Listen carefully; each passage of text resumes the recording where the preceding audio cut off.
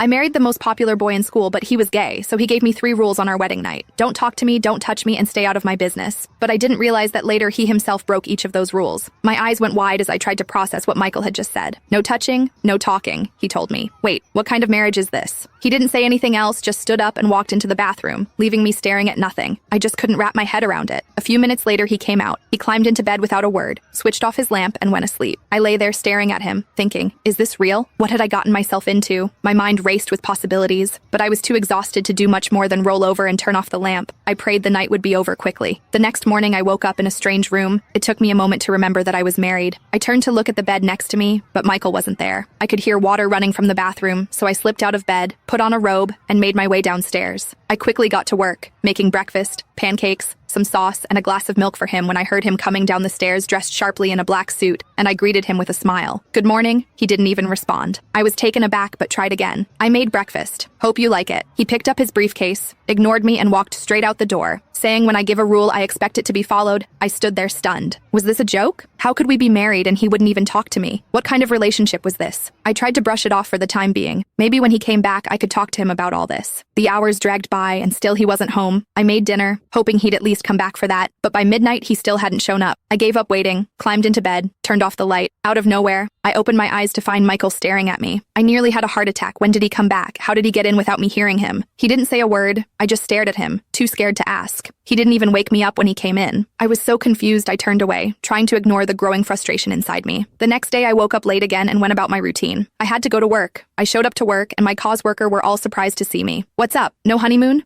Marilyn asked they were all surprised to see me here instead of spending the night with Michael. As they started teasing me, Agatha got a little too curious, checking for any signs of a wild night. You know, hickeys and all that. When she found none, she couldn't believe it. Michael, the wild man, had been surprisingly gentle, or so she thought. They were all insisting that I owed them a girls' night out. You didn't take us to the club before the wedding, you promised, Agnes reminded me. I sighed, knowing I couldn't get out of it. I'd have to convince Michael to let me go out tonight. Maybe he'd say yes, but who knew? Later I got home. I sent a text to Janet, letting her know I'd be there soon. As I waited, I realized I still didn't have Michael's number. I hadn't even asked for it, but before I could do anything, I heard the door open, and there he was, back from wherever he'd been. I tried again to talk to him. I made dinner. Want me to heat it up? He ignored me and kept walking up the stairs. I'm going out with my friends, I tried, but he stopped dead in his tracks. He turned around, his eyes burning into mine. I gave you a rule. Do you need me to spell it out again? No talking to me. His words hit me like a punch. I tried to hide how hurt I was, but it was hard. Okay, am I allowed to go out with the girls? I asked quietly. He didn't answer, just walked up the stairs. I couldn't help but sigh and make my way out. At least I could escape this weirdness for a bit. I caught a cab and headed to the club.